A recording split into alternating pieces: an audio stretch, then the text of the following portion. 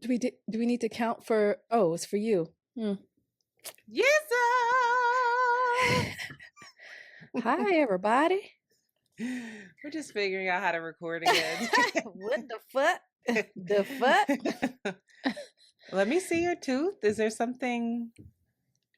It's the Oh, same it's a gem that's gem. in there. I was like, Mm-hmm. girl, you got some on your teeth. Get that out. Little cabbage. Get a little corn on your teeth there. It's not cute if it's not up close. Otherwise, hey, hi, Hi. y'all. Internet called me, or this week. Like they telling us we gotta do an emergency episode. No, I didn't either. You did. You said the people do, and I think we should record. And I was like, we should. I said, do you want to record? There's a lot going on. I thought you And said you the were people like, were. sure. I thought you said people were like, y'all gotta come into a. There were a couple people on Twitter that was like, one person said it. No, it was a couple people. I'm not lying. And then when I said we were, they were like, good. That's a good. We want y'all to have our break, but also take a break from the break because what the fuck? But here we are. Do you have any updates? You ain't writing that down. Yeah. Lots of things are going on. In this moment today, July 18th, I'm just feeling very, very tender, very weepy. Girl, that's not an update. That's the norm. It's just, but more so than normal. And I know my period's coming, so I can sense it, and I want it to come, but I just been wanting to cry all day, and I haven't cried in a long time, so it should come and cleanse me. Other than that, can't believe we're midsummer already. That shit's crazy. Already preparing for the holidays really on my end, and like thinking about trying to be proactive with that, which is very different from what I usually do. So that has been really it's just doing lots of new things, pushing myself to do new things, and feeling the burn of that new muscle movement, working out, growing my butt out, everybody, a little bit. I haven't taken any pictures yet, but by December I'll let y'all know if my butt fully grewed out. And internet sends me lots of videos. I really like the I don't know what he is, Russian, Bulgarian, The redhead. Yeah, the insults. Who's Dr. like, Glutes. Yeah, like a little whore. So he says really mean things. I enjoy his videos. He has great technique. So I always, whenever I want to go do anything, I go check him out. But yeah, just trying to stay active and seeing how that like really builds on everything else. Kicking it with Joe, feeling really tender around my daughter and her growing up, and a lot of pressure as well, because this year is when she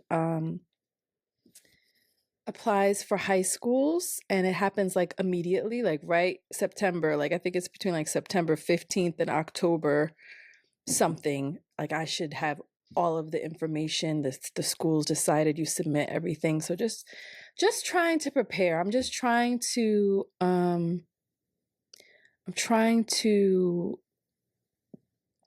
subvert.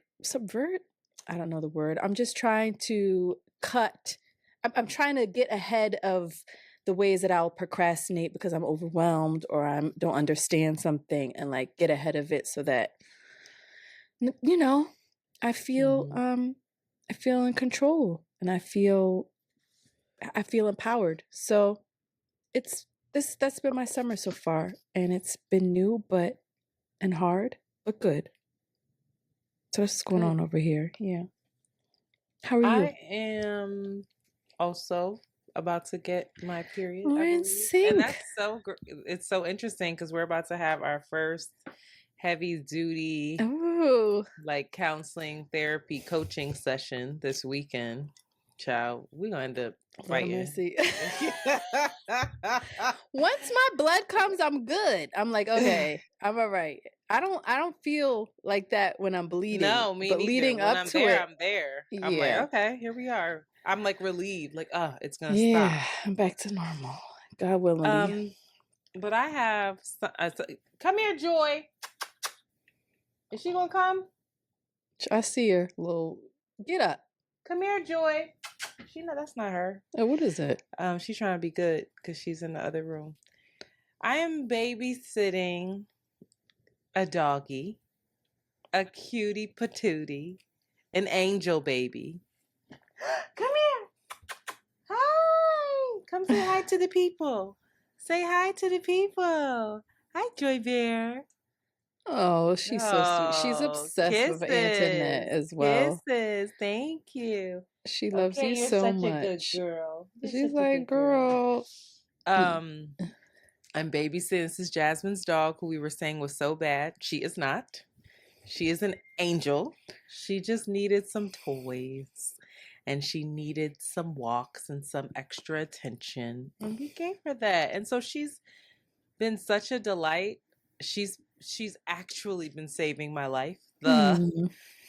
The past couple of weeks have been very hard for me due to the current state of politics. And I don't think that we weren't recording, right? I called you to tell you about the dream that I had. Yeah. I had a nightmare. It's not funny. But these are the types of things that's going on with me. So I had a nightmare, and like Trump was reelected, and everything, you know how like a lot of very, very progressive anti-establishment folks are like, it's got to burn down. I'm not going to vote for any genocide Joe. Mm-hmm. And the two-party system isn't working. And why do we keep trying to function in a system that isn't working, all that hoopla. So it finally happened. It happened. It came a tumbling down, as in banks crashed, as in stocks crashed, as in complete Apocalypse. chaos, folks terrified, complete anarchy, people scrambling to get resources. Think The Walking Dead without zombies. That was the energy. And you were in Brooklyn, and Jolie was not here. She was either in North Carolina or she was in Philly. And the trains were not working. Yeah, she was like visiting family with her dad. The train, Amtrak, done. Cars, you getting in a car was a joke because there was no gas. There was like the bridge, like if you had gas and you were just waiting to get to where, I don't know quite where people were trying to go, because the whole country was in peril. Maybe they were trying to get to Canada, who knows. And you were like, I have to get to her. And right when you said that, like an explosion happened where people were like breaking into the grocery store on my corner, and you just took off running. Like you were out. And I, not being as in the best shape, was running with you but couldn't keep up with you. And I remember like falling to the ground and like trying to catch my breath, and you looked back at me and I looked up at you, and we did not say anything to each other, but we just both had a look of like, that's the last time I'm gonna see you. You gotta go. And good luck.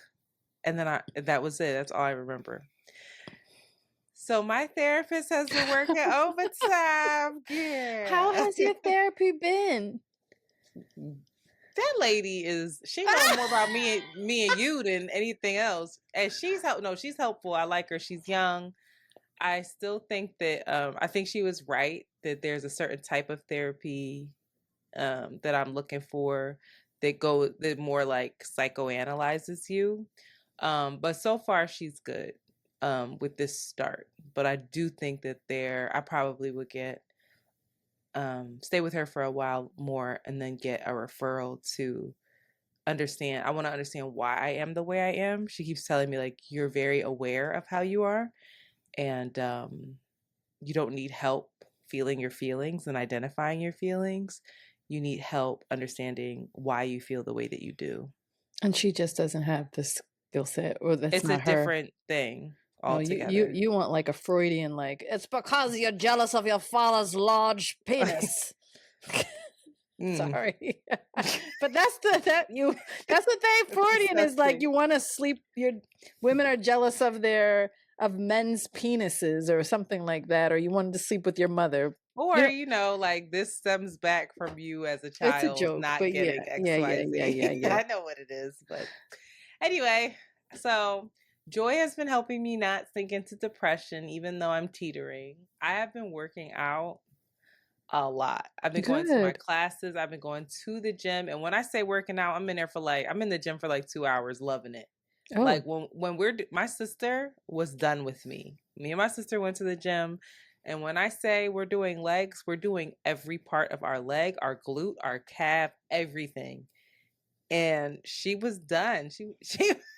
She cracks me up because she said, "Oh, I usually start with some cardio." I said, "You can, but I don't know if you're gonna need it." And then at the end of the workout, I was like, "Do you want to do cardio?" And she's like, "No, I think I'm done." We were in there for 2 hours. Wow. getting it done. So how do you, Squats. are you like exhaust? Is your body very sore the next day?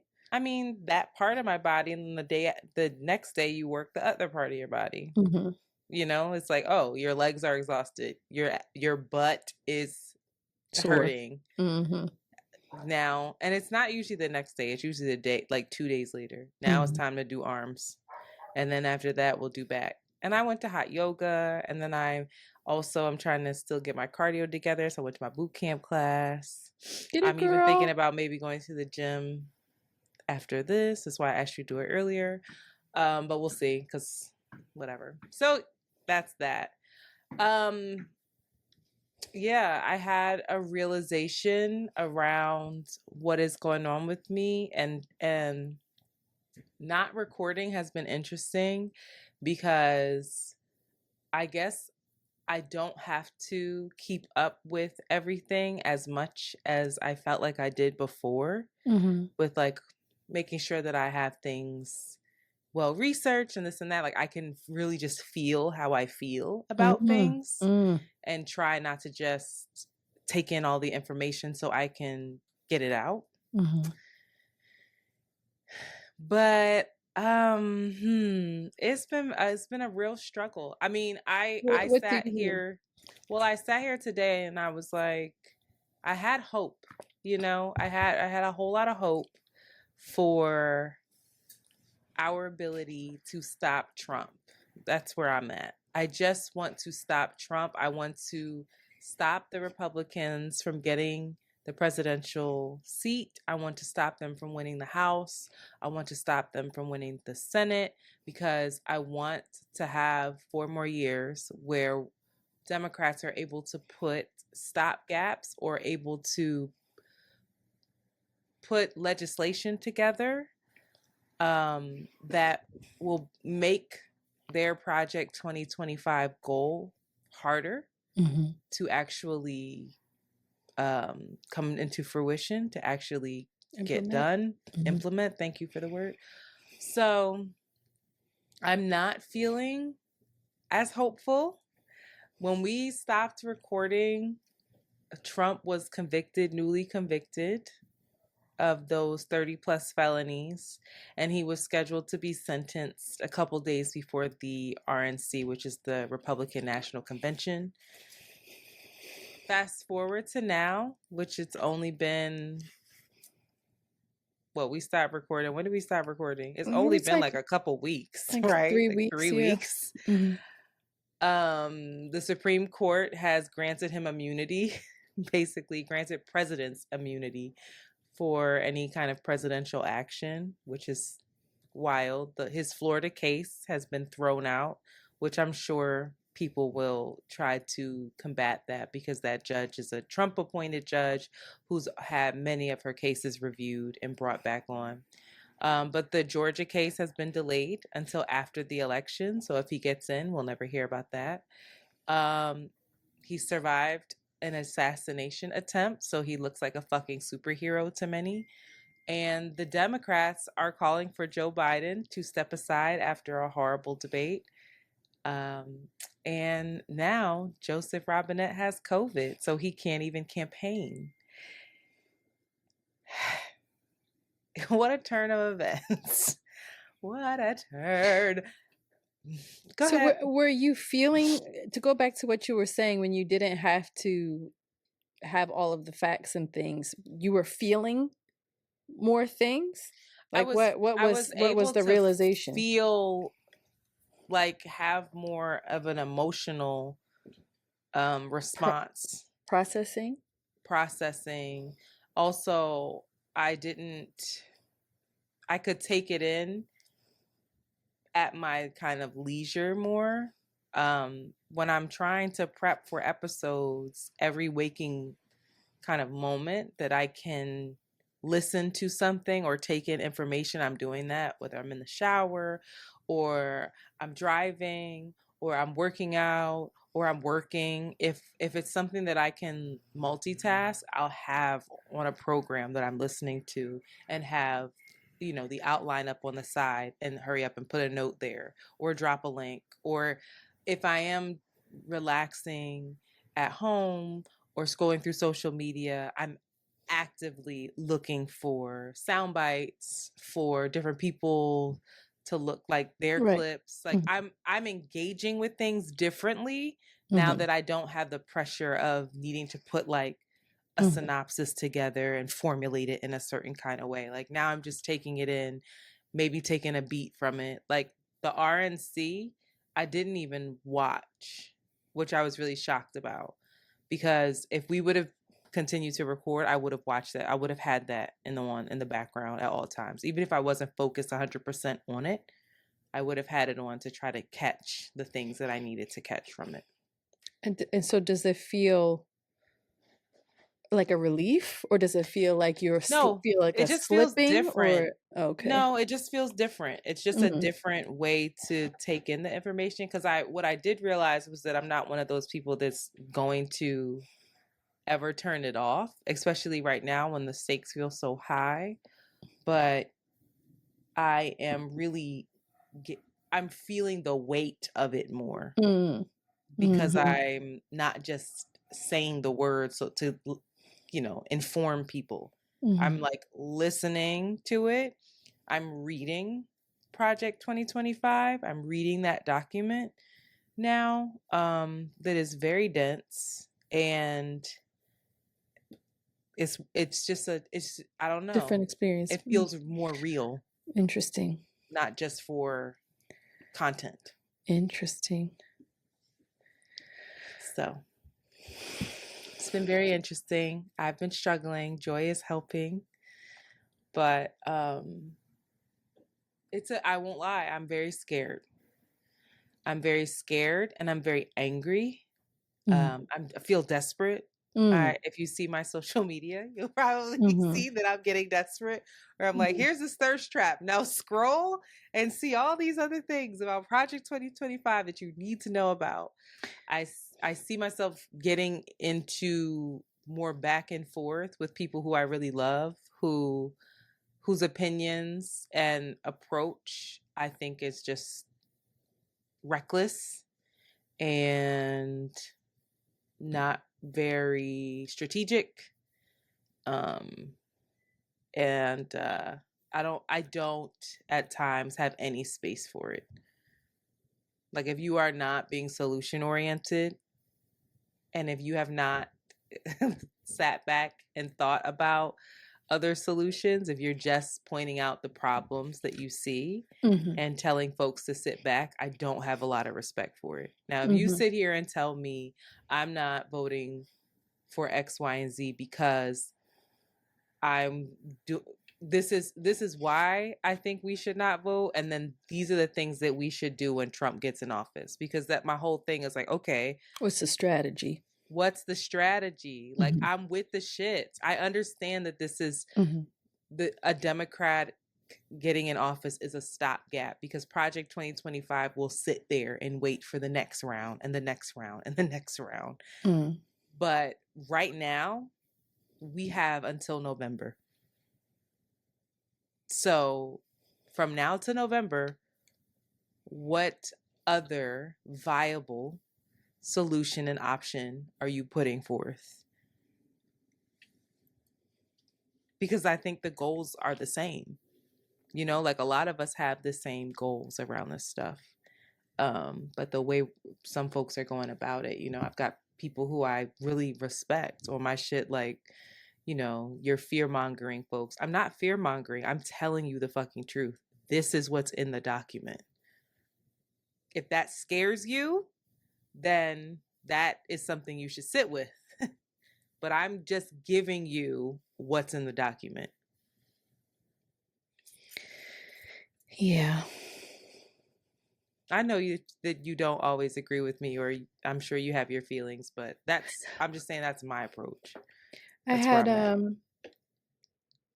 I had a conversation with a friend that has known me since I was a baby, and the culture that she was raised in is very similar to my culture, where it's very alternative, whatever, you know, raised with parents that were never civically active or engaged and always very critical of the government. And so she kind of like knows. And it was really interesting speaking with her in the ways that she's also an organizer and was a union organizer, and like all of her work, her professional work, is around organizing and talking about how important, or the difference between what the Democrats seem to be doing in this moment and how very drastically different that is from organizing. Mm-hmm. And how I will say, as somebody that feels, it's very easy for me to fall back on that same rhetoric of none of this is real. The Democrats and the Republicans are basically the same. Whoever you get in, it's going to be the same agenda.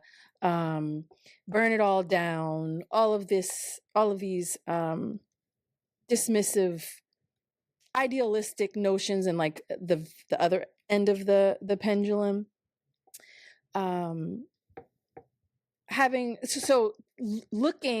Watching all of the infographics being shared, listening to media, feeling that desperation, feeling the it feels like fear mongering, and similarly to you, having outer body experiences where I'm like feeling my immediate resistance to it and my dismissal of it, and wanting to go back into that. Yeah, to your point, none of this is real, and not really sitting with, not really listening, not really being activated in a way, and not feeling surrendering, being passive in that way. And so speaking with her, she was like, yo, it's long game, and it's like immediately what needs to happen in this moment. You have to be able to hold both of those things, like this, and that's why I feel like the broader rhetoric, or this discussion between Democrats and Republicans, Trump, Biden, is so polarizing that it is causing people to be like, ick, I don't want anything to do with it. This is exhausting. It is exhausting in a lot of ways. Versus, is my shit fucking up? Can you hear No, me? go Oh, ahead. It sorry. was fine. Your thing was spinning. Versus activating a certain type of responsibility that I think everybody, to your point, really needs to exercise in this moment and take full responsibility for. It's really, it makes me really mad. It's really upsetting to be someone that's like, you know, when we're talking about violence, when we're talking about even the protection of women and reproductive rights and the fear of having a toll, like the Project 2025, where it's like um, complete what totalitarianism, like it's just like Authoritarianism, yeah. yeah, that's really really scary and frightening. But also thinking about the ways in which the US globally like supports the same types of governments and the same types of um, human suppression and like complete disregard for life. It fucks you up and it makes you want to throw it all away.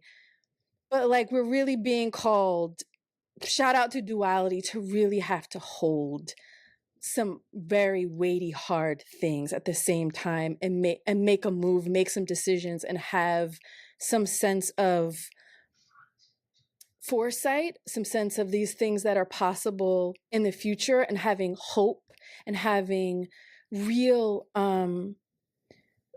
real movement and strategy to make that happen, but also managing what's happening in this very, very moment. And I Right. don't know that that is being really discussed, or like there's not much space for that in conversations that I see online or in the media, versus like when you talk to people one on one and then you have this space to like emote in a way I and feel like it's clarify. interesting because I feel like thank you for saying that, but I feel like I do hear that. I feel like I hear people, Rachel Lindsay, Van Lathan, um, Oleo Lauren, who else have I heard? I mean, the folks on Democracy Now, like I've, especially on podcasts, like I've heard people, and not the daily, not journalistic podcasts, but podcasts with just regular um, cultural critics and media personalities talking about this. And I think that they have said, I just heard Ebony K. Williams talk about how she's not in love with Biden, but she also will recognize that Biden has appointed more Black women judges on the federal, on the state level than any other president, and ran through a laundry list of things, and also understands that where she wants to get to, when she looks at Biden's agenda, there's more of a chance of her getting there than when she reads Project 2025. And like I see people saying that, and I, instead of just calling people, just going off on people the way I used to, I've been engaging with people and asking them, especially the folks who are like, I had one friend come on my page and was like, oh, I thought this was a genocide Joe something or other, like fan club page for a second. I had to double take. And I was like, and I engaged with them to ask, like, well, what are your solutions? What are you, do you understand that, like, what are your solutions, one, for burn it all down? What happens next? Then how do we organize? Tell me what we do. What is your clear articulated plan for the first 60 days after we burn it all down? I could get on board if we got a plan, if we are indeed organized. Like I don't think this is the only way. I don't see a plan though. Also, what is the plan once and if Trump gets elected? What do we do? That's also a thing that I'm asking myself, because it's a very real possibility. What is the plan when and if Joe Biden gets elected? What do we do? What is the plan is all I'm thinking about for all these different scenarios. It's like we can't win this election either, we being Democrats or progressive folks, liberals, and then fall back either. We got to still push. No, you have to hold two things at Yeah. once. You just have to. I think just the ethos of these conversations being had online is I'm taking exhausting. them offline. Oh Is yeah, yeah, yeah. exhausting to people, and Mm-hmm. I don't know that people are going to be won over or persuaded that, not to say they're not important, but I think like the one-on-one conversations that you have, the invitation to group, like I think it is a call, it's a magical thing in a lot of ways for this, like we keep saying community, like no, it has to be like community. I've been even thinking about what we can do beyond just the podcasting. podcast, or with this amazing community that we have where it's like one-on-one, where people can really be seen and really heard and really like, I always use the reference of the mirror, even for my own self, was like, it's going to take a long time to persuade folks and get people on board, but it requires constant nurturing and conversations and like empathizing with people. I feel like so much of why we're in the state that we're in is that we're not seeing each other, we're not connecting, everything is polarized and everybody's the enemy and everything is super urgent, and like it's true, but also it requires something else. It's just, if you listen to I think the second podcast we ever did was about voting. And if you go back and listen to you then versus you now, when you talk about nurturing and having constant conversation, you sound like a completely different human being. so that's why, Just so I mean, you know. but it's because we've had these No, I conversations, and know. so like that is the community work that needs to be had, and it's a slow burn, I think, and it's considering Henny Penny, the sky is falling should be the energy we have, whether it's a Democrat or Republican, because like it's a shit show regardless of who's in there, and things have to be done and people have to be activated, and we all have to be responsible. And I think that that's something that I'm sitting with and trying to figure out in my own fucking neighborhood. Like, I know it sounds so cliche and corny, but it's the fuel and the blood that like keeps people activated and engaged and and in control in a way. Yeah. But it's, well, yeah, child. I hate that Biden is who we're we'll talk looking about to it. We'll save talk about it. us. Like, that is just, We're it not makes though, me and sick. that's important to talk about too. So let's take a break. And social media is important. Just like Barack Obama was the one that really showed us that, and TikTok and everything else.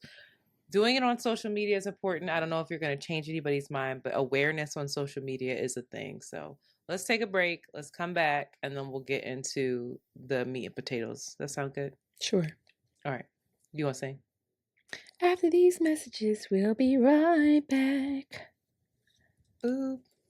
And we are back. First and foremost, a little bit of housekeeping. We are still on break, but we do want to acknowledge the patrons, the new patrons. Shout out to you all. You know who you are, and so will everyone else. Shout out to Liv, Sierra, Nita, Yolanda, Key, QI. That's Key. How you say that? I can't see. I need It's my just glasses. QI. Key. Hey, Brittany, Tiana, Dana, Allison, Gloria, Aquino. Shit, you should have did this. I cannot see that if my life depended on it. Kalia, Sindawisa. No, that's not right. Sindiswa. I think that's right. And Yashmir, Samantha, and Angelica. I apologize if I pronounced your name incorrectly. I'm doing the best I can with what I got over here. Before we took our break, you said something and you were like, you hate that Biden is the one that we're looking to be our savior. And I have to reiterate, because it's something that I've had to come to terms with. Voting for Biden is one person, one stinking person. In voting for Biden, And we don't even know if Biden's still going to be the one. That's what I mean. That's Honestly. more what I'm speaking to, not Okay. him. And I know he's not the savior, but just Okay. I But I I think just want that's other crazy. people to recognize, and this is a talking point that this is something that I've said to people. They've been like, oh, you know what? That's true. Where, I've had people say, like, Biden is Sleepy Joe, he's this, he's that, especially after the debate. And I'm like, what you have to recognize is Biden is still getting stuff done. And with Biden comes his administration and his Supreme Court justice picks and his VP. Okay, so that's all I'm going to say on that. We don't have to keep going. But first and foremost, Trump's assassination attempt. Or he didn't try to assassinate anybody, but somebody tried to assassinate him. Oh, let's get into it. Thomas Matthew Crooks was armed with an AR-style rifle. He opened fire at Trump while he was addressing a crowd in Butler, Pennsylvania, swing state, leaving one audience member dead and 2 others wounded. The man who passed away was a firefighter, Corey Compertor, and then the 2 others were injured. The wife of the firefighter said that he died a hero. She did say that directly after he passed away, President Biden called her. She said, a quote, "I didn't talk to Biden. My husband was a devout Republican and he would not have wanted me to talk to him. I don't want any Y'all ill will niggas are towards crazy. Joe Biden. I'm not one of those people that gets involved in politics. I support Trump. That's who I'm voting for, but I don't have ill will towards Biden."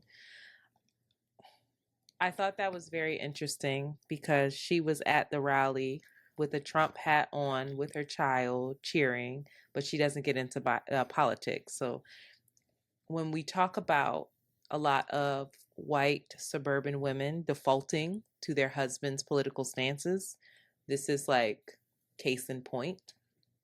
It's very sad that this man lost his life. A lot of people are going through old tweets of his. He was extremely conservative. He was, in my opinion, extremely problematic. He did not deserve to die. Okay, we can all agree on that. Right after the shooting, after Trump was shot in the ear, they have audio because his mic was still hot where the Secret Service is scrambling. They've got him surrounded and they're saying that they're going to move him to X, Y, and Z. And he goes, wait, no. And he has the the presence of mind to put his fist up and yell, fight, fight, fight in the microphone, which that image is circulating everywhere. And he is a lot of things, but he is a media, he is a marketing genius. He knows how to spin some shit. He knows how to give you shit, shine it off, and make you think it's gold. And in that moment, after someone literally just tried to take your life, you have the presence of mind to remember that you are a political figure, that you need to convey strength, and that you need to galvanize your base and dog whistle with the fight and the fucking fist. The defiance fist was like, it's brilliant, but to me, it's also very indicative of someone who is wildly inauthentic and just out here in complete performance mode. But this is what he tweeted on his Truth Social. Not tweeted, he socialed it, whatever it's called. "I want to thank the United States Secret Service and all law enforcement for their rapid response on the shooting that just took place in Butler, Pennsylvania. Most importantly, I want to extend my condolences to the family of the person at the rally who was killed, and also to the family of another person that was badly injured." These random capitalizations are killing me. It is incredible that such an act can take place in our country. Nothing is known at this time about the shooter that was then, who is now dead. I was shot with a bullet that pierced the upper part of my right ear. I knew immediately that something was wrong and that I heard a whizzing sound, shots, and immediately felt the bullet ripping through my skin. Much bleeding took place. So I realized then what was happening. In capital letters, God bless America. Let me just go in on this. I don't know anybody that gets shot and then says I was shot with a bullet. One, because That feels immediately like Trump to me. Secret Service, there were people reporting that he was not shot with a bullet, that shrapnel hit him from his teleprompter or the actual stage, not a bullet. We don't have any doctor, like there's no medical report. He was golfing the next day. He did not have a bandage on said ear. And then at the RNC, when the cameras were on, he came out with a maxi pad on his ear. So I'm just reading this and it's like, this whizzing sound, shots, and immediately felt the bullet ripping through my skin. He knows what he's doing. He got the riz. It feels very manipulative to me. And I'll let you talk about the assassination attempt on former President Trump. What were your thoughts when you heard it? I wasn't taken aback, to be completely honest. I was just like, oh, okay, that's about right. That's what's happening in the world right now. I wasn't taken aback. I'm very interested in the information that comes out about the shooter, and it came out. I mean, what did he say? They got his phone information from his phone?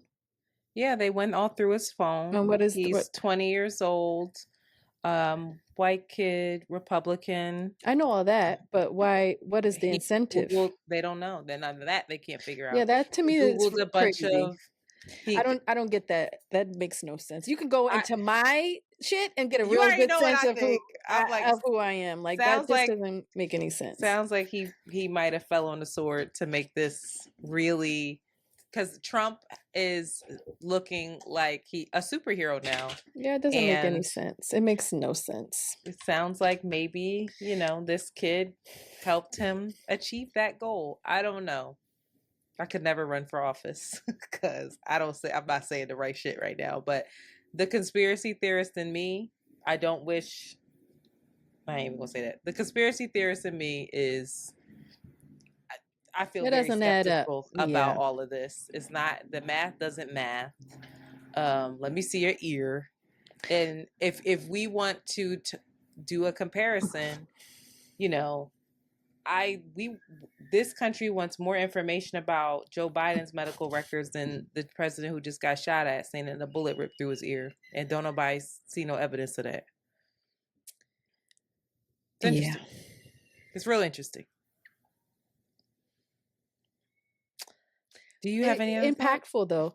Extremely impactful. Like immediately it was just like, wow, that completely worked in his favor. The photos, just the photos themselves, the fumbling of the special, what is it, Secret Services? Secret Service. I was just like, what is this like them fumbling around him,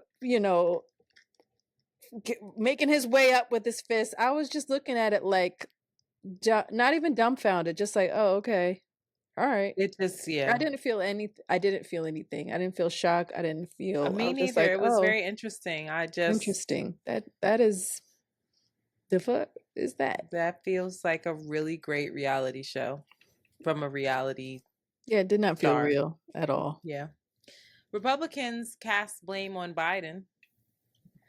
They said this is a direct result of the inflammatory things that President Biden has been calling Trump, that, he really has created an atmosphere where political violence could take place.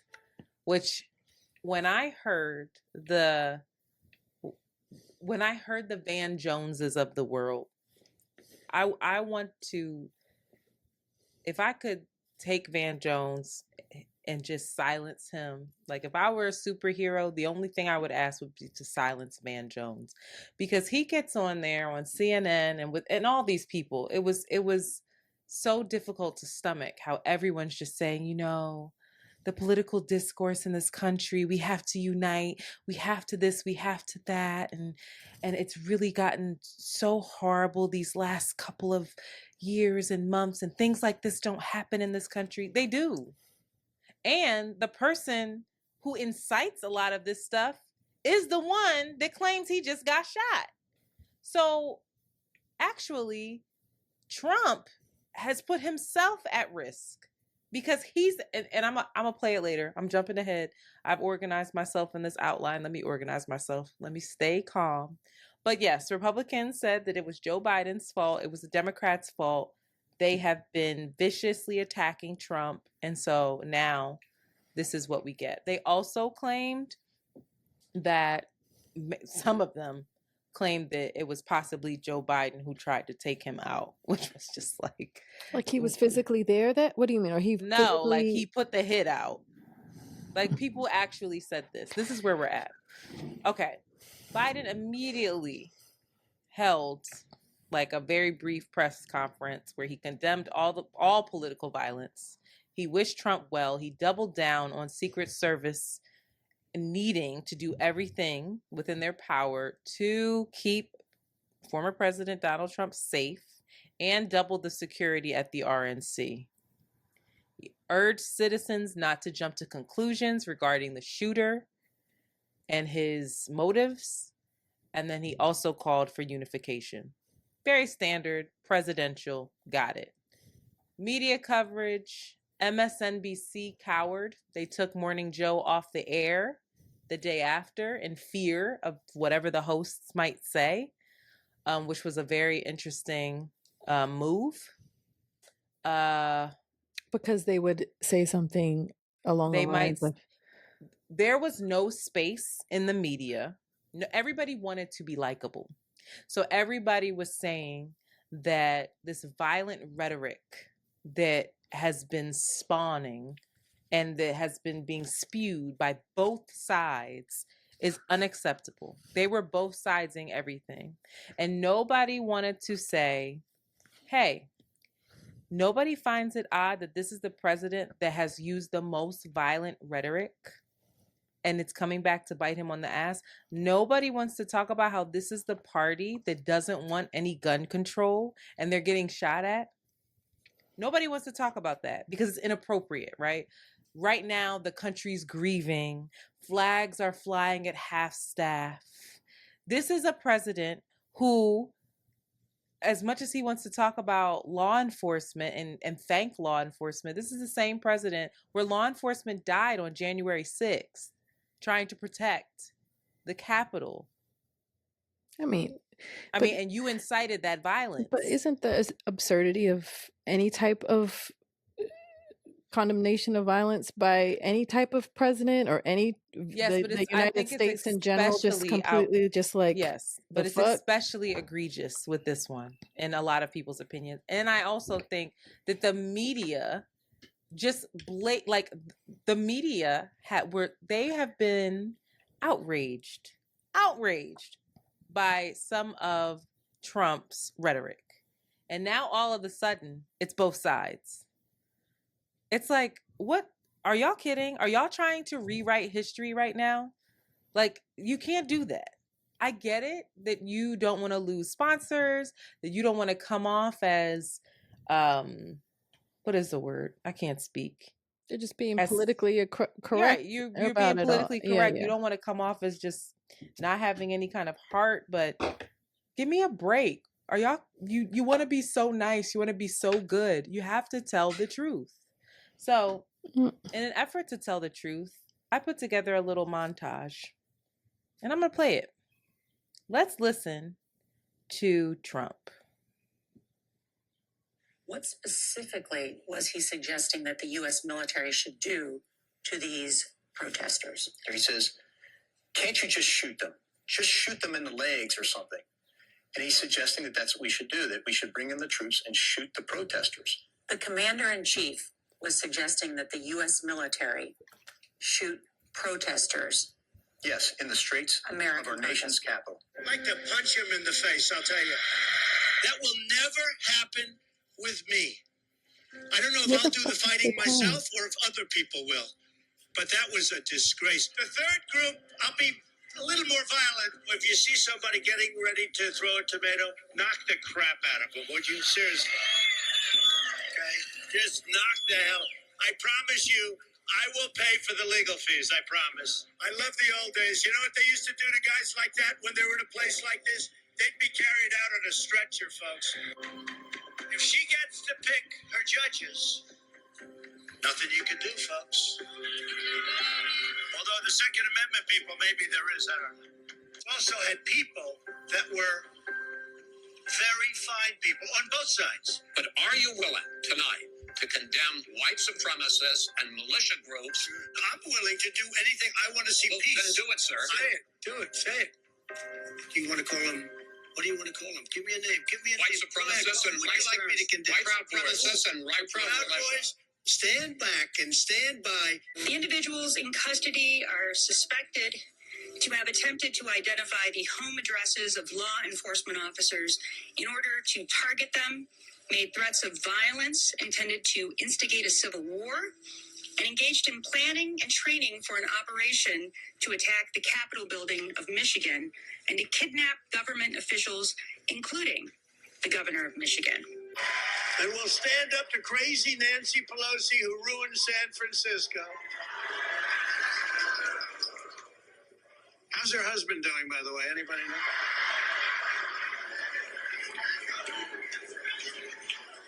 And she's against building a wall at our border, even though she has a wall around her house, which obviously didn't do a very good job. After somebody broke into that woman's house trying to kill her and took a hammer to her husband's head. But we're going to both sides this. I don't have time for it. I have another clip I'd like to share. This is Mark Robinson. Mark Robinson, we should all be watching. Mark Robinson is running for governor in North Carolina. Trump has endorsed him, and he was also the first person to speak at the Republican National Convention. Okay? This is Robinson speaking at a church in North Carolina last month. You know, it was a time when we used to meet evil on the battlefield, and guess what we did to it? We killed it. We didn't quibble about it. We didn't argue about it. We didn't fight about it. We killed it. Some liberal somewhere is going to say that sounds awful. Too bad. Get mad at me if you want to. Some folks need killing. It's time for somebody to say it. Wow. So now do you see why I would say that? Like, you literally, these Republicans literally went on a rampage about violent rhetoric. That's who they had speaking at their Republican National Convention. Let that sit in. This is somebody who is running for office, who is endorsed by this president, who is endorsed by the party to be on that stage. So when I talk about what's going on, I'm not trying to fear-monger. There's a preparedness that we need to have. This is not for play. Did you hear what he just said? That in a church? Some people need killing. And he's a black man, hella conservative, who is anti-DEI, who is exactly what the Republican Party would want. Let it sit in, y'all. They're not playing. These people are not playing. It is scary. Do you have anything to add to this? No. All right, let's go into the RNC and let's go into Trump finally revealed who his vice president will be, his running mate. Terrified me even more, y'all. Who the fuck is JD Vance? Well, I have another clip. Let's listen to JD Vance in 2016. Okay? This is who he was then. I'm a never Trump guy. I never liked him. It makes you think that at a fundamental level, this is sort of a he said, she said, right? And at the end of the day, do you believe Donald Trump, who always tells the truth? Just kidding. Or do you believe that woman on that tape? I cannot stand Trump because I think he's a fraud. Well, I think he's a total fraud that is exploiting these people, who is a total fraud. Like I said, I agree with you on Trump because I don't think that he's the person. I don't think he actually cares about folks. So, as a conservative who thinks that Trump does not have the answers and isn't qualified to be president, what are you going to do this election, if you don't mind saying? My current plan is to vote either third party, or as I joke to my wife, I might ride in my dog, because that's about as good as it seems. But, I think there's a chance, if I feel like Trump has a really good chance of winning, that I might have to hold my nose and vote for Hillary Clinton. Ultimately, I think I'll probably vote third party. I might vote for this new guy who I really like, Evan McMullen, who I actually met the other day. But I think that I'm going to vote third party because I can't stomach Trump. I think that he's noxious and is leading the white working class to a very dark place. Donald Trump's new running mate. I will vote for my dog over him. I will vote for a guy I just met, Evan McMullen, or Hillary Clinton, or some other third-party entity I can't even name. I will not vote for him because he is noxious and he is leading us in this country to a very dark place. He calls him a total fraud. In addition to that clip you saw there of him on MSNBC on Hardball with Chris Matthews, saying that he believed a woman when she testified in the E. Jean Carroll case that she was sexually assaulted by Trump. He believed her, not Trump. He also liked a tweet around the same time saying that Trump had committed serial sexual assaults. Another one just calling Trump a monster. He has called Trump a moral disaster. He's called him cultural heroin. He has called him reprehensible. He has also called him, quote, an idiot. J.D. Vance is a very good writer. He wrote in a very good New York Times op-ed that, quote, Trump is unfit for our nation's highest office. He wrote to one former roommate about Trump, quote, I go back and forth between thinking Trump is a cynical a-hole like Nixon or that he's America's Hitler. How's that for discouraging? End quote. That's 2016. Fast forward to now. Well, actually, keeping it 2016. It was 2016 through 2020. That was his stand. No, 2016, excuse me. 2016, this guy, JD Vance, is a best-selling author of his memoir, Hillbilly Elegy. You saw that movie, right? Didn't you tell me to watch that? Absolutely not. Oh, you didn't watch that? I thought it was you. Anyway, they ended up making this movie on Netflix. I think it was definitely Oscar nominated. Lots of people saw it. Glenn Close apparently killed it. Amy Adams. It details his experience as a poor kid growing up in Ohio who goes on to Yale Law School. All right. I vaguely remember this. Yeah. Vaguely. I think if you saw the Google it, because I thought you told me to watch it. After graduating from Middletown High School in 2003. I remember Glenn Close looking like that. Yeah. I didn't watch it, but I remember this. Okay. He enlisted in the Marines. He served in Iraq.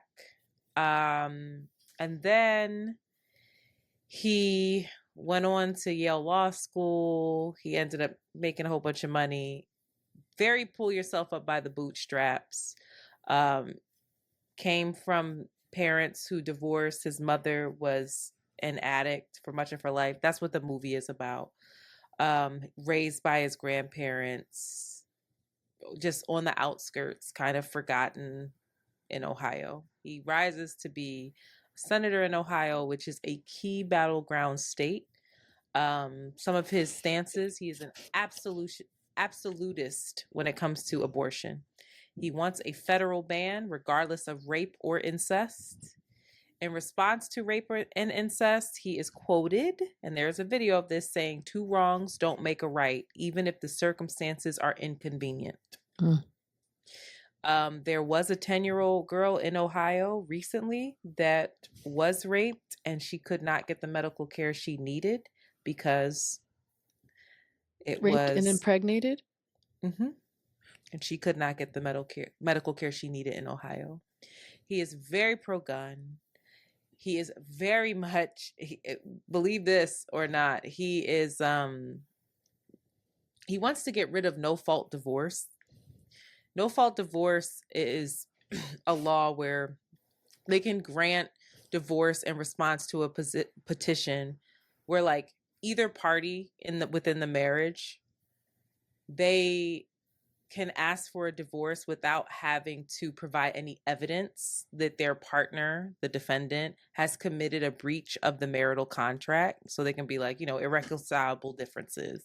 He has, and there is a video of this, he has basically said that there are women and men who have bad relationships. Some can even be violent, but divorce hurts the children more. And so they should stay together. Now, what we need to realize is that no-fault divorce, I think a lot of us think about celebrities when it comes to that, but this was actually groundbreaking for this to be the case, because a lot of women could get out of abusive relationships without having to prove abuse, without having to stay with their abusive partner. Like, it was a way in which women could have more autonomy and say, and that they weren't actually confined and chained by their marriage. He acquiesces to Russia. He is quoted by saying he could care less what happens to Ukraine. He is a steadfast supporter of Israel. He believes that Netanyahu needs to, quote unquote, finish the job, that Hamas needs to be obliterated completely. He really makes no mention of Palestinians whatsoever. He's very anti-immigration. He wrote an ad himself when he was running for senator in Ohio, saying that Joe Biden's open border is killing Ohioans. And then he said, looking straight into the camera, with more illegal drugs and more Democratic voters pouring into this country. So not this Democratic voters. Right. This plays into his personal story. He uses it quite a bit, that his mother was an addict. And, Republicans are basically tying that into the fentanyl, which is why they want to close the border.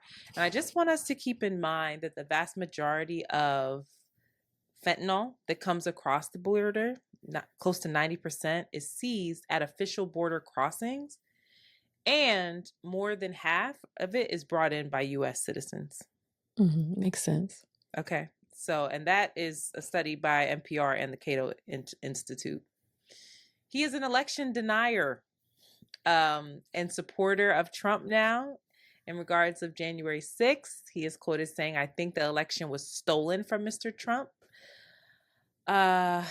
He says that he dismissed the idea that Trump played any role, any role in inciting violence, and demonstrators, storming the Capitol was completely on them. He also said that if he were Trump's vice president, then he would have demanded and rejected the electoral votes from several swing states. So he would have done his bidding. He was also one of the first Republicans to publicly cast blame at Biden for the attempted assassination on Trump. What does the J.D. Vance pick mean?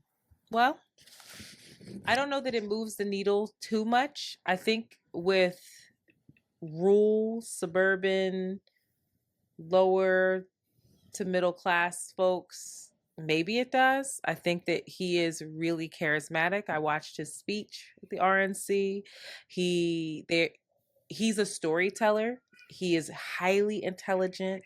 He's someone that can get messaging across far better than Trump, far better than Biden, and honestly far better than Kamala right now, because she struggles a little bit with her delivery and authenticity, but that's up for debate because we're harder on Black women. And I agree with that. But he's great behind a mic. The shit he's saying is crazy, But but he the has way he's charisma. He has delivering, right? leadership He's got the qualities. He's riz. young. He's what, 39 too. 39 He's years young. old. So passing the baton to him when Trump is Exactly. It's definitely a passing of the baton. It's a doubling down on this MAGA conservative agenda that is outlined in 2025. I also had some listeners hit me up and was like, Trump said he has nothing to do with Project 2025. Well, 140 of his former staff members are helping the Heritage Foundation with it, including some of his current staff members. So yeah, he's distancing himself because it's getting bad press right now, but the agenda is clear and his people are the ones that are writing it. But do your thing, y'all. Trump picked Mike Pence because he was an evangelical conservative, right? Mike Pence, in my opinion, he appealed to the old Republican way. And he swayed Republican voters who weren't like fully aligned with Trump's way of being in 2016. There was like Mike Pence was there to reassure the Republican order, to solidify trust within the party. And now that the party has become more MAGA, more Trump leaning, that's not necessary. Trump doesn't want anybody to check and balance him. He told people to hang Mike Pence. He wants somebody to do his bidding. And so he's doubling and tripling down on that. And he chose an heir to this MAGA movement. Yeah. Sounds like smart politics to me. Sounds like politics as usual. It sounds like they got their shit together. Sounds like you say one thing and do something completely different 4 years later, and everybody's just like, oh. Speaking of, makes sense to me. Nikki Haley. It's just a prime example. They politicking over there. No, they just lie. And that I know a cult when I see one. Because for one, JD Vance, his wife, when people found out that his wife was Indian, social media was aflame. These MAGA Republicans were like, he's married to a brown. Literally, that's a tweet. And it got thousands upon thousands, likes, retweets, all kinds of shit. They were in an uproar about the fact that this man's wife is not white. So you gonna get your face bit off by the very people you trying to get. Yeah, I just don't get it. I don't get it. Nikki Haley's ass, she literally ran against Trump. She said that he was the most unfit person for office. He has no spine. He is he is literally a threat to democracy, to this country. He will get us in World War III. Her ass is at the RNC saying he has my full support. Yeah, she did. She had a speech, didn't she? She went up there. Yeah, and they get in line. They get in line. That is a voter base that he needs. He needs those Nikki Haley voters to come on back. And you want to know what her rationale was? I don't agree with Trump on. You don't have to agree with politicians on everything. Believe me. And it got a chuckle in the room because everybody knows she stayed in that primary race against him very long and had horrible things to say about him that are substantiated. And I'm no Nikki Haley fan. But then she goes on to say, but what you do have to basically vote against is another 4 years of Joe Biden or even worse, Kamala Harris. And they fall in line. Yeah. Democrats don't. They ain't playing. They don't. The Republicans are not playing. They're effective. Tim Scott's ass. I got some more audio for your ass. You want to hear? I know a cult. Listen to this bullshit. You know I can't stand Tim Scott. And if you have time, watch him say it. Watch how his gums just taking over the whole screen with his old weird mouth self. Ready? Hello, Milwaukee! Are you ready for 4 more years? What in the wrestling? Donald Trump? Me too. Listen, if you didn't believe in miracles before Saturday, you better be believing right now.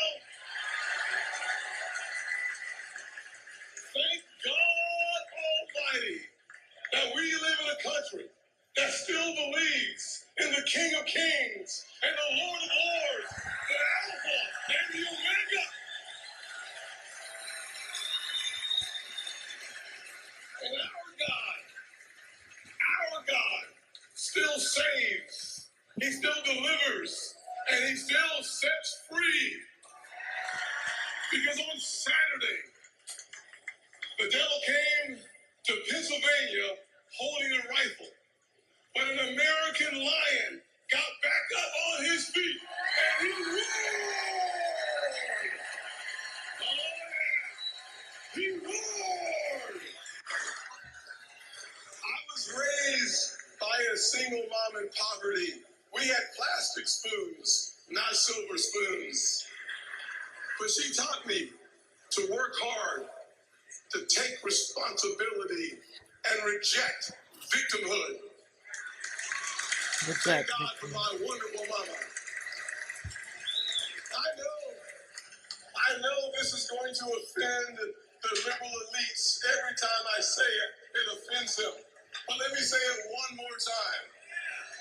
America is not a racist country.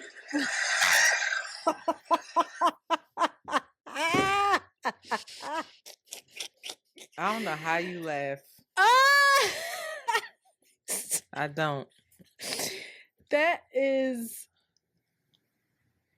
That's a black man who had the nerve to go find this white woman to marry so everybody could stop thinking he was gay to try to be the VP. Oh, he just got married? Get picked. He just got married? I'm pretty sure he married her or a fiance, whatever. But he told her, he brought her ass out and put her ass away.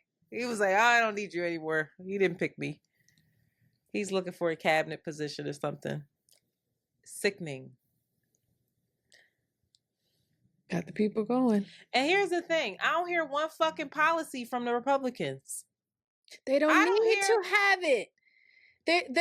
That's I was listening to the Daily or we something. Have 2020. We have Project 2025, yeah. but they have to distance themselves from it.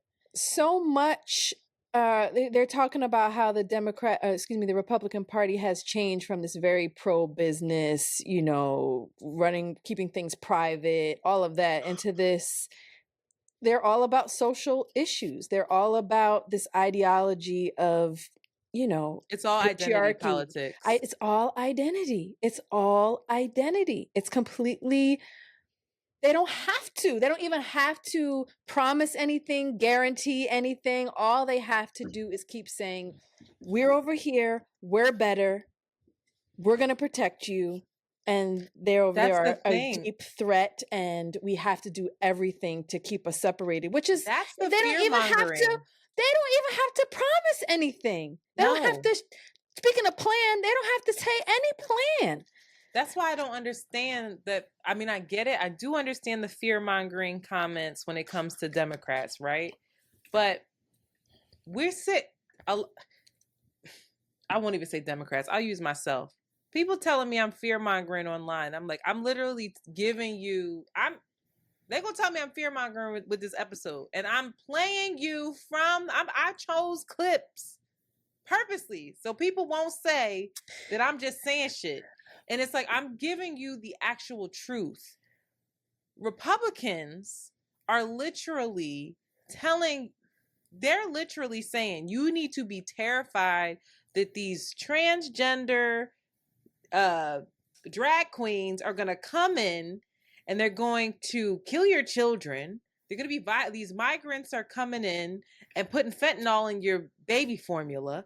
Shit that is just unfounded. Elections are being stolen. They're literally just saying shit. These black and brown people won't stay in their black and brown jobs.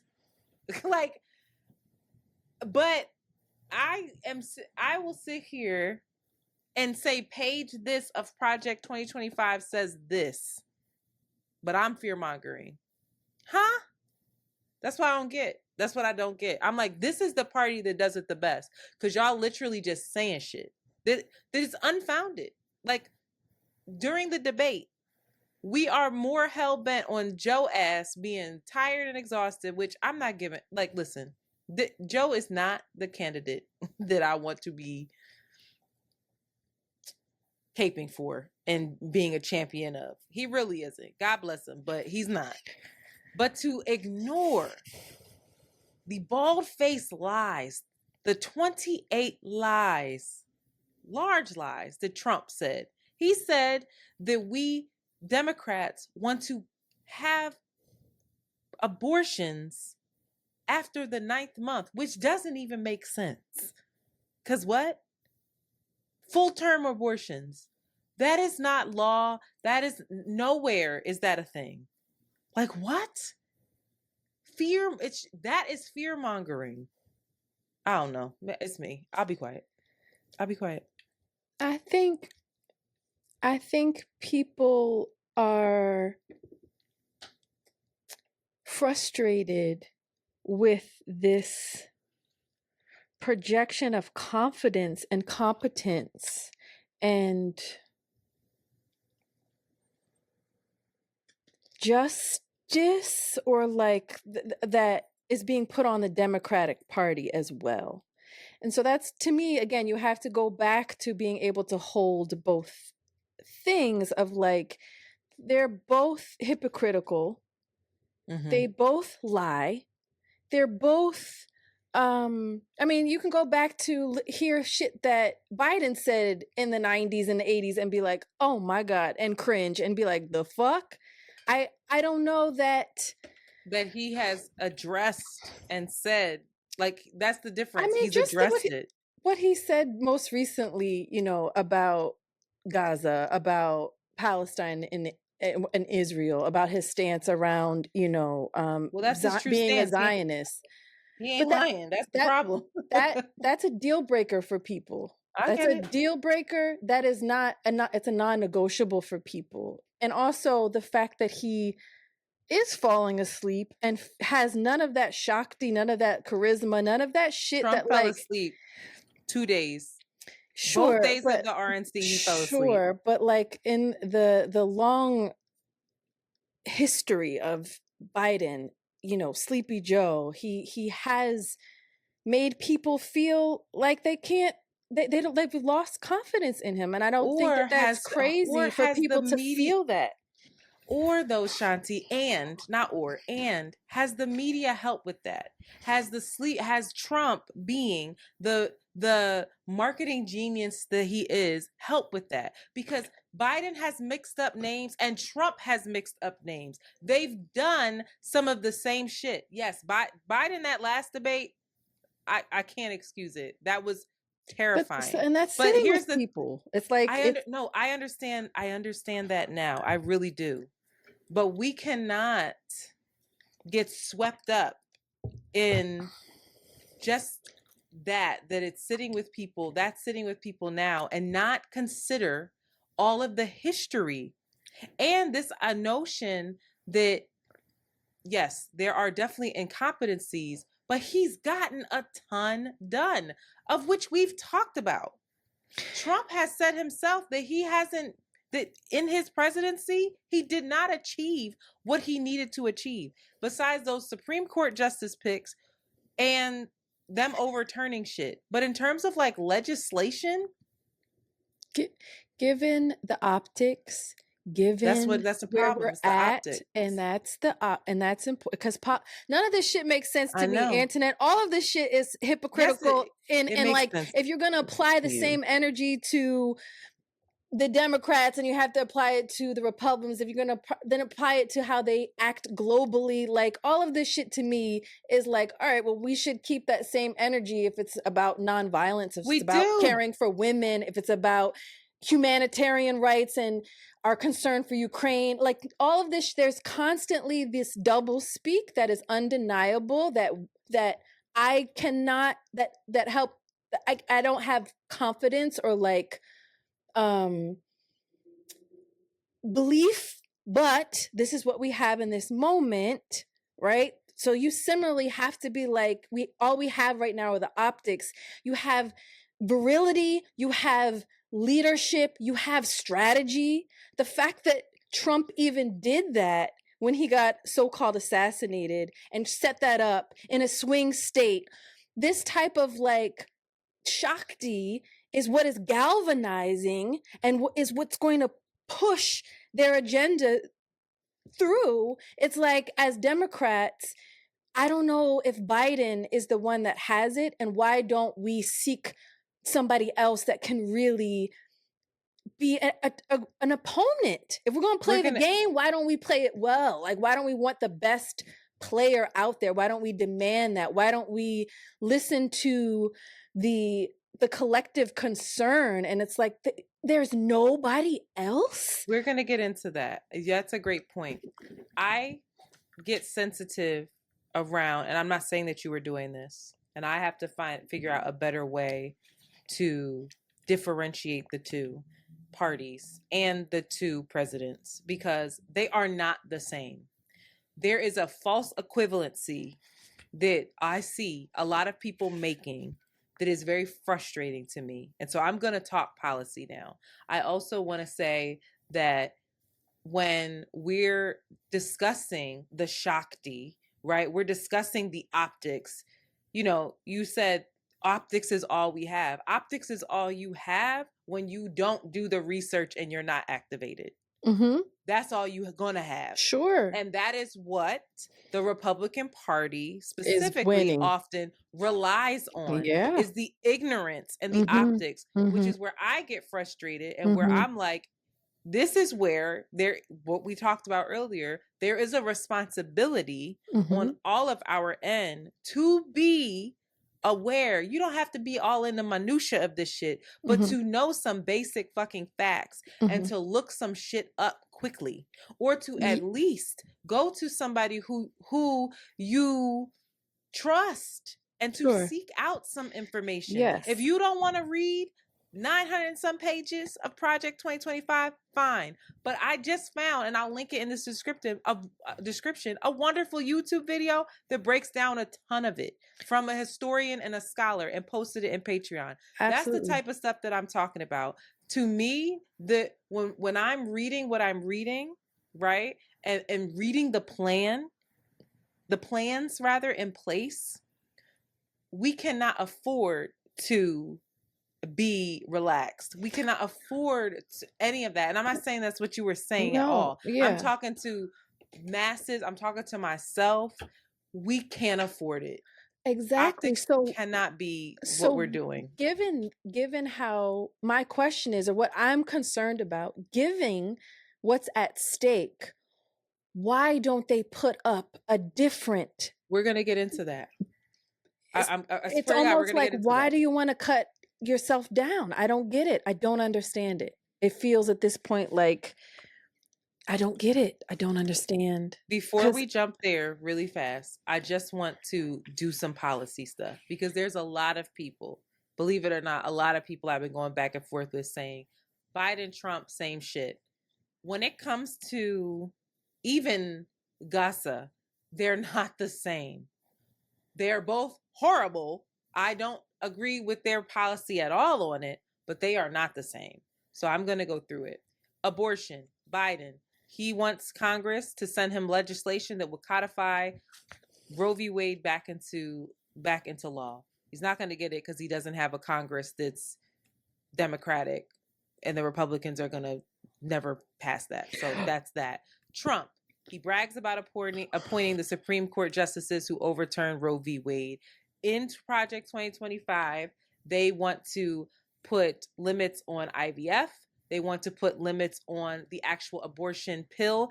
I don't know how to say it. MIFEPRISTONE.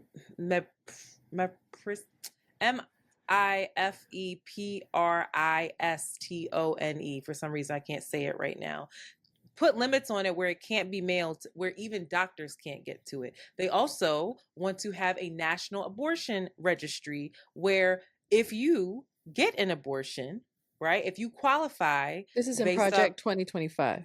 Yes. If you qualify, then you would be put in a national registry where they get your date of birth, your address. They want to know the cause, why you had to get the abortion, where you got the abortion, what doctor did the abortion. And they're basically a national database. Yeah. Right. Mm-hmm. Climate and energy.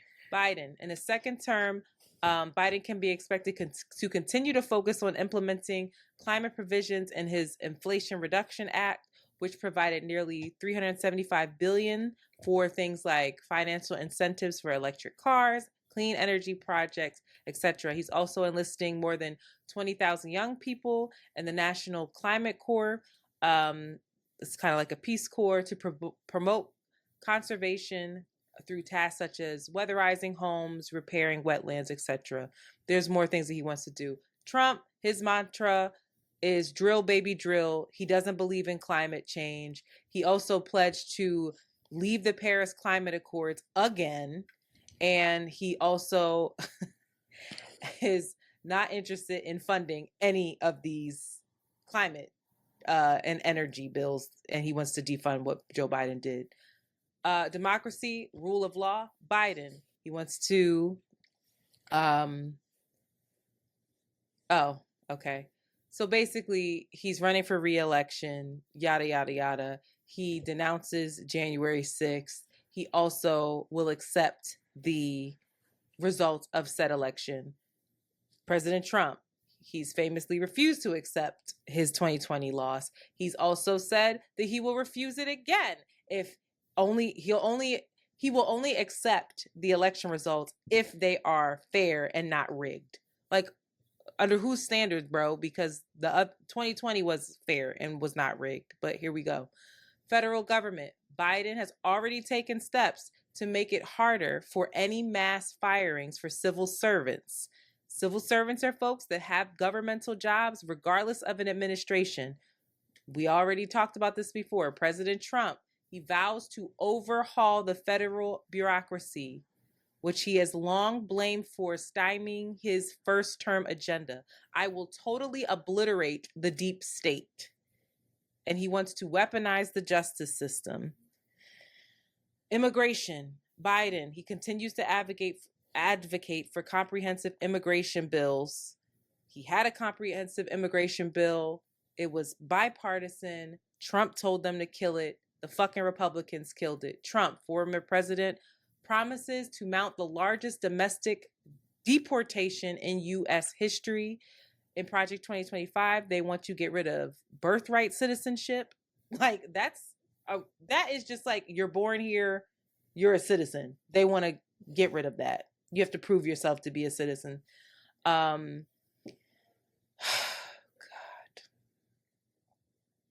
Yeah, and even Trump said it. He'd seek to end birthright citizenship for people born in the U.S. whose parents are both in the country illegally. Israel and Gaza. Biden obviously is a supporter of Israel, of Netanyahu, while he has definitely come out and talked about how the war needs to end, how there needs to be humanitarian aid, etc., etc. We all know that. We've talked about it at length. Trump has expressed total support for Israel's efforts to destroy Hamas. He says the country must finish the job quickly and he's called for an aggressive response to pro-Palestinian protests across college campuses and applauded the police efforts to clear encampments. LGBTQ issues. Biden, he has regularly denounced discrimination attacks against the LGBTQ community. He reversed an executive order from Trump that largely banned transgender people from the military. Trump, former president, has pledged to keep transgender women out of sports. He will ask Congress pass a bill immediately establishing only 2 genders as determined at birth. He promises to, quote, defeat the toxic poison of gender ideology. He's going to crack down on gender affirming care, where he would make it impossible for insurance companies to participate in gender affirming care. It goes on and on. We don't have time. Taxes. People care about their money. Biden, in his State of the Union address, Biden has proposed raising the corporate tax rate to 28%. Obviously, Congress has given him a hard time with that because he doesn't have a Democratic Congress. The corporate minimum tax to 21% as a matter of fundamental fairness. Trump has promised to end tax cuts that he signed. Trump has promised to extend the tax cuts he signed into law in 2017. That package cut corporate taxes from 35 to 21%. Also, Trump is not for student loan forgiveness. Biden just got another $1.2 billion of student loan forgiveness done today, actually, for all social service workers that qualify. So yes, neither candidate is ideal, but they are not the same, is my only point there. I'll get off the fucking soapbox. The Dems' current situation, you're absolutely right, Shanti. Adam Schiff, top Democratic leader, came out and said he's putting pressure on Joe Biden to drop out. Nancy Pelosi, it's leaking that she has told him the polls say you cannot win.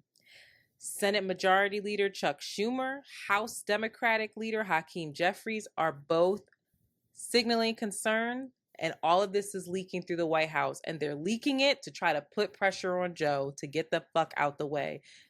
Obviously, it just leaked today that President Obama has also expressed concerns that he does not see a pathway for Joe to win.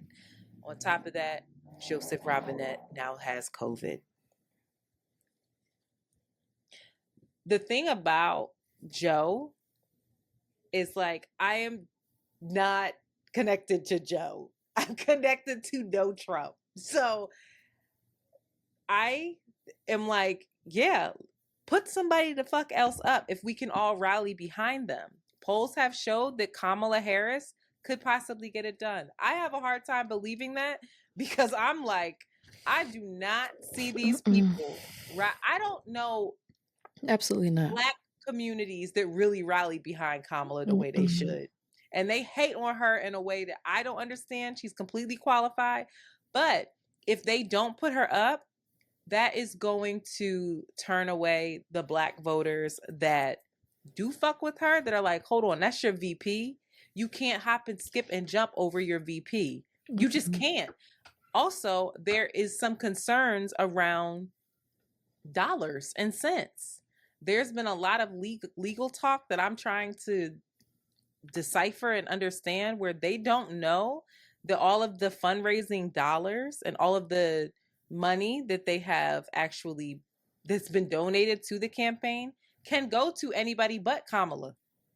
So then you're starting from scratch. Why? Because of legality? That's all legality? They don't. Yeah, the money was given for the Biden-Harris campaign. So it doesn't apparently just transfer to the next person up. That's not how it works. And politics is, I mean, you saw what was that? House of Cards. Like, I didn't, but you didn't watch House of Cards? Mm-mm. Oh my God. Who did I talk to about House of Cards? It was so good. You need to. I hear that it's fabulous. House of Cards will help you understand this shit more. I'm telling you, you should watch House of Cards. But, and it's also like the politics in it and like the back channeling and stuff is like second to Game of Thrones. It's so fucking good. But I say all that to say, like, you just can't. You think that they can hop, skip, and jump over Kamala, even if they figure out this money situation, and the Black community is going to rally behind whatever white man they put up there? Yeah, fucking right. Really? I think anybody, I would have a hard time seeing that. I don't know the Black community to be supportive of her, to your point, in the first place. I think at this point, everybody who could beat Trump. Fuck that dynamic. Who's going to beat Trump? That's what it should be, but that's not what it is. Well, that's what it has to be. Like, or else we're not going to win. Who could beat him? I don't know. So why? I don't know. What are the list of the candidates? They had a whole. I have to go research the list of the possible candidates that they have. Outside of the candidates, describe me a type of person that could beat them. What are they like? Well, they have to now be the opposite of Biden as well, right? They have to be younger. They have to be sharper. They have to be able to name and completely counter all of Trump's, lies. They have to galvanize all of the Democrats. But the Democratic Party, to me, is really, the Democratic Party can't be identity politics in a lot of ways, because a lot of Democrats, there are many Democrats that don't necessarily align with the very pro-Black, pro-LGBTQIA, like it's fragmented in that way. And I don't think we are all unified in that way to make that the stance. So there has to be, I think the low-hanging fruit is to beat Trump. It's Project 2025. It's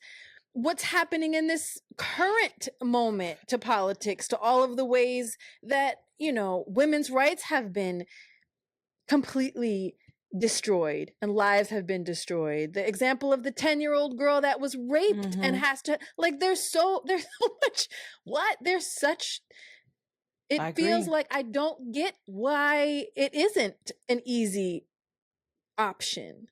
Like, I don't even, and everybody kind of tiptoeing around it is weird to me as well. Where is Obama speaking up and like freaking the fuck out? Where are people?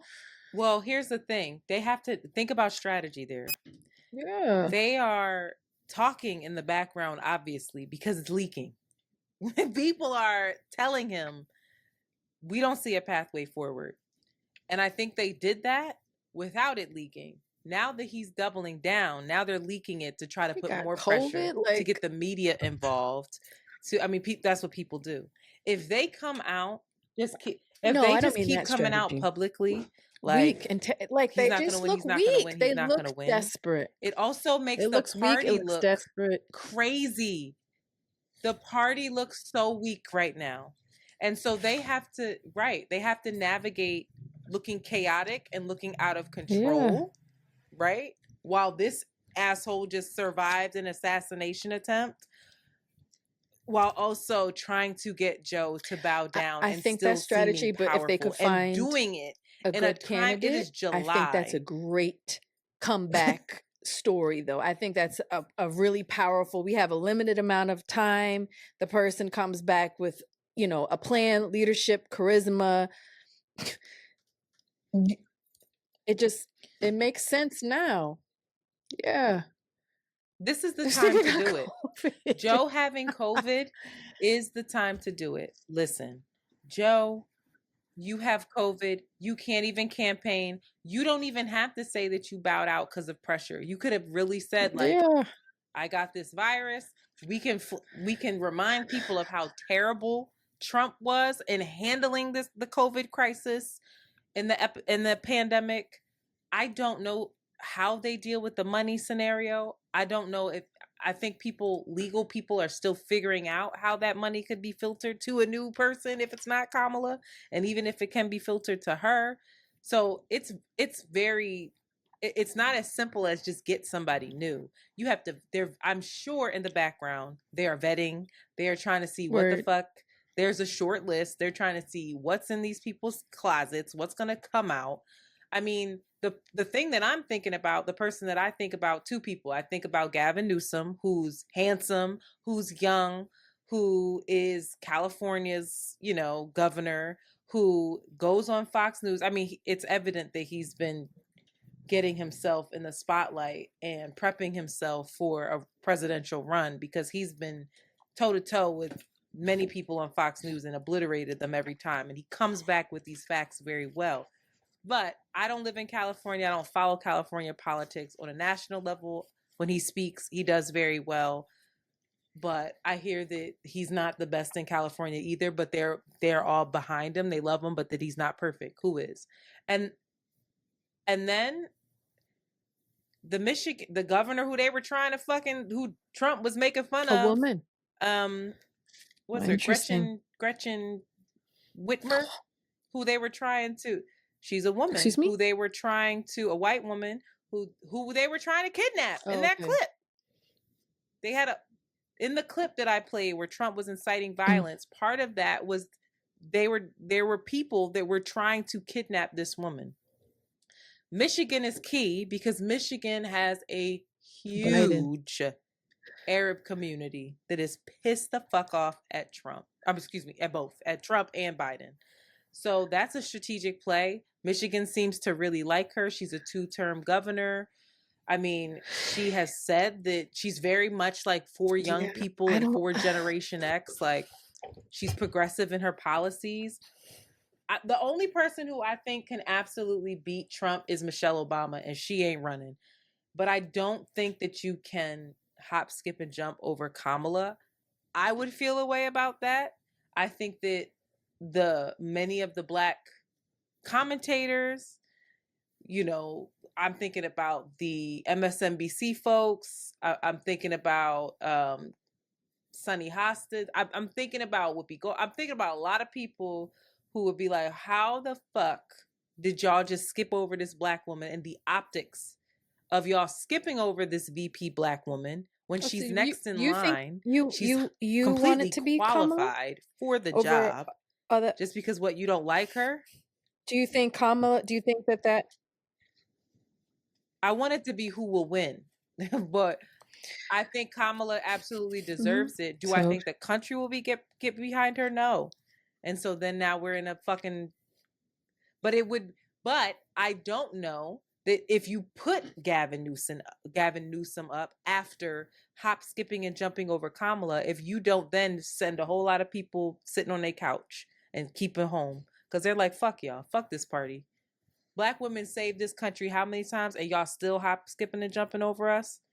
That 60, 55-year-old Black woman that's constantly... Black women are the backbone of the Democratic Party. And now you have a Black VP and you're going to drop out, and that's not going to be the person that replaces you? You're skipping over her and putting a white man or a white woman ahead of her? The Democratic, whoever it is, and even if it would be Kamala, they have to address Israel. They have to. If that is a key issue for a lot of voters, that is going to even have people just vote third party, it has to be. It should be. It probably won't be, but it really should be addressed. And somebody that knows how to really do some double speak, because that's what it's going to require, because there's no way they're going to stop supporting Israel. They have to be able to do that. They have to be able to at least offer some empathy in a way that I don't think Biden can do. I don't know.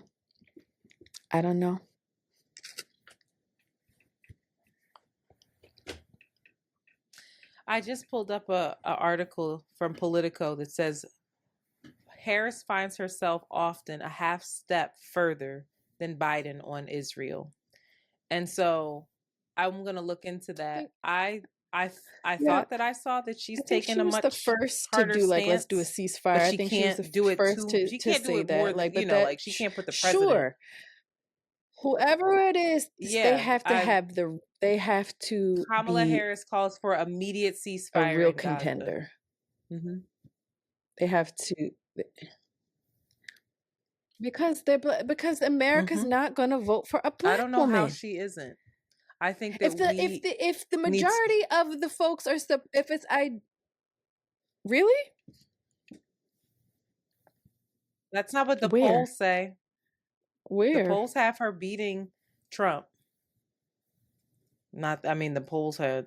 The polls didn't have Trump beating Hillary. I haven't heard that yet. A lot of they're doing these polls. Hold on, Kamala. He's like, who's Kamala Harris? And because they asked Biden about it. Who's Kamala?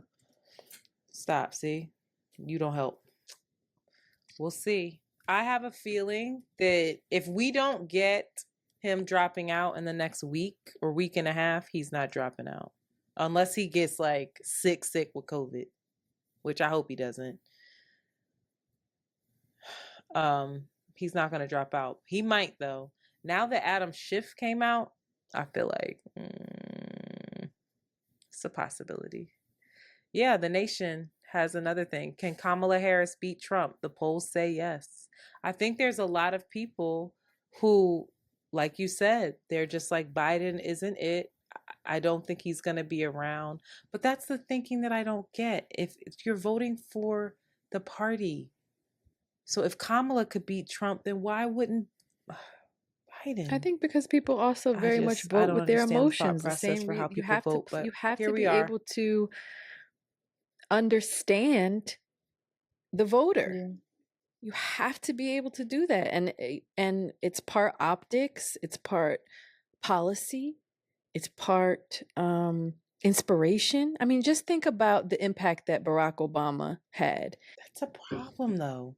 That's a But problem. It is. Politicians are not fucking if celebrities, people dog. aren't We started turning them into civically celebrities. They're engaged not. or knowledgeable, and politics are just the presidential election, then it becomes that's what it is. And so, just speak for myself and where their knowledge gaps are, to get the information to support what their feelings are, finding spaces where it's like, all right, I don't like this. I don't like the two party.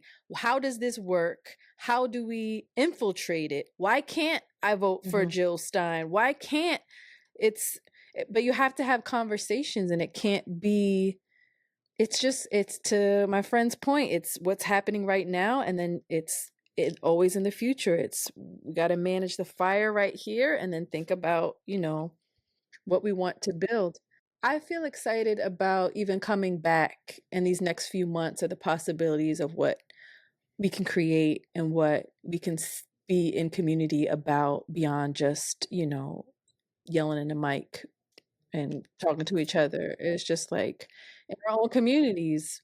What does it mean to be a Democrat? But what does it mean to be a Democrat? Like what does that, if you had to, We all if you had have to a do an serious, not archetype, just a right? Because we have an Democrat. archetype of what the current Republican I don't even looks like, what they even wear at this point.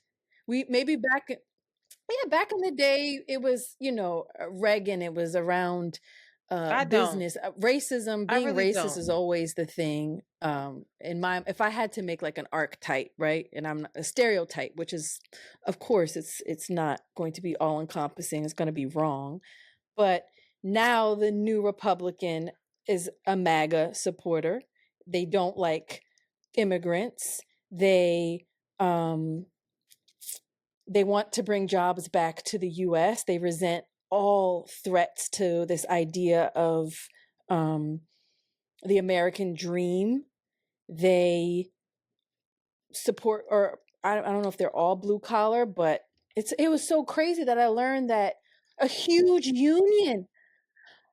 I know, but I just heard that like a So many huge Republicans union, are rich as Teamster shit. Are you representative for kidding? unions was at the Republican National Convention, which is like, that's like fucking queen, like checkmate. Like that's crazy to me. But anyway, what is a Democrat? What's a Democrat? Like, what do we say a Democrat is?